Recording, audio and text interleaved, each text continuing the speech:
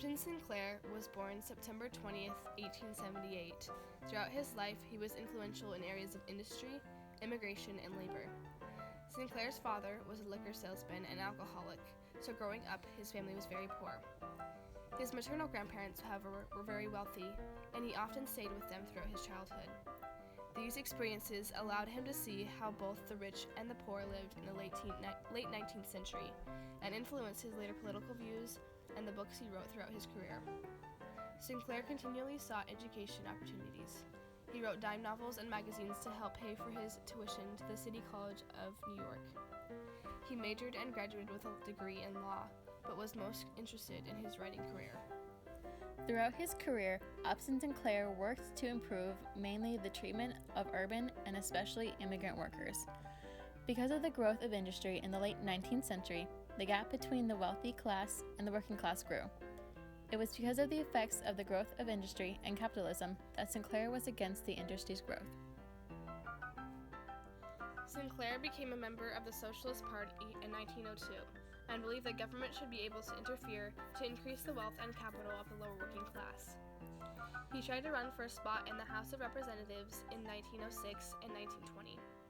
He then tried to run for a spot in the U.S. Senate in 1922, and then for the governor of California in 1926 and 1930. He lost the election for governor by a sizable amount, as much propaganda was put out against him, and many of his immigrant supporters had left California by the time he ran.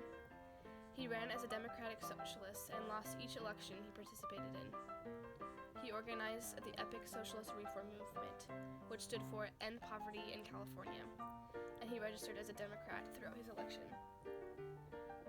The Epic movement was popular among the working class, but conservatives painted him as a communist, causing him to lose support. Sinclair was a major player in the transformation of the Democratic Party into a leftist and liberal party.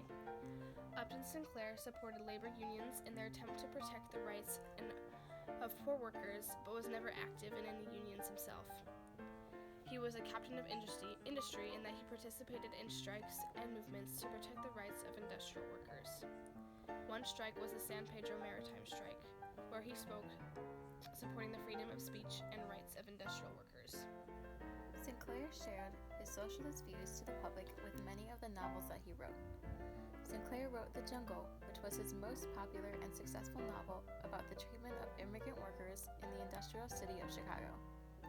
To research for the novel, Sinclair worked 7 weeks undercover at a meat packaging plant. The book tells the tragic story of the main character, Jurgis Rudkis, and his family that immigrated to the U.S. from the country of Lithuania. Rudkis and his family deal with sexual abuse from factory managers, death from dangerous factory work, and unsanitary and/or lack of housing. He wrote the book as an attempt to make the public aware of the harsh working conditions and difficult lives of industry immigrants and expose wage slavery in American industry. Fellow socialist Jack London called the book the Uncle Tom's Cabin of Wage Slavery. However, it was the unsanitary meat packaging industry that the main character worked in that left the greatest impact on the readers. There was a public uproar of the health and sanitary violations in the meatpacking industry. Upton Sinclair said in review of the impact that the book had on the public, quote, "I aimed at the public's heart, and by accident I hit it in the stomach," unquote. This book's immediate and major impact was that it was one of the final causes in passing the Pure Food and Drug Act of 1906. The Jungle by Upton Sinclair was used to support the passing of the act. The act was very beneficial to the country. It provided federal inspection of the food and medicine produced. It also created the FDA, which would protect and promote public health. Upton Sinclair wrote another novel titled King Coal to bring awareness to what he believed to be unfair treatment of low-class workers. This book was written in 1917 that talks about the poor working conditions of the workers in coal mines. This book is used to express his socialist viewpoint. The book was based on the coal strikes that took place in Colorado in 1914 and 1915. The sequel to King Coal is The Coal War. It followed the main character from King Cole while he tried to get others of his class to see the truth, but was faced with a bigger test when a labor group organizes a massive strike and the mining company responds with punishing brutality. Hal, the main character's commitment to the cause of reform becomes a matter of life and death. Upton Sinclair's career and attempts to advocate socialism in a capitalist America proved ultimately unsuccessful.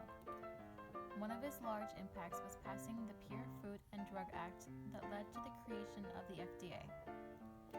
Sinclair ultimately brought more awareness to the life and working conditions of low-class workers. He took a very unpopular stance in government intervention to bridge the gap between the wealthy and the poor.